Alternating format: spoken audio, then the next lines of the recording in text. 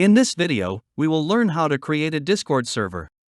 I have a Discord account. If you don't have one, go to the Discord website and create an account. Let's get started. If you want to create a Discord server, go over there and click on Add a Server. You can create your own, or choose a gaming, school club, study group, friends, artists and creators, or local community template. Here choose your server setup, only for you or your friends, or for a club or community. I will go with for me and my friends. Here you can customize your server. Enter server name here.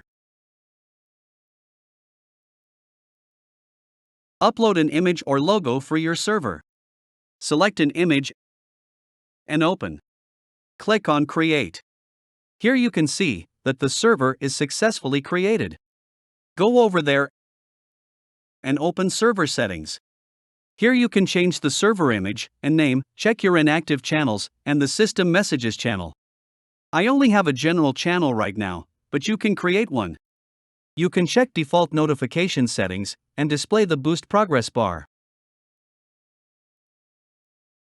You can also explore all these features one by one. This is how you can create a Discord server. I hope you learned something from this video. If you have any question, don't hesitate to comment down below.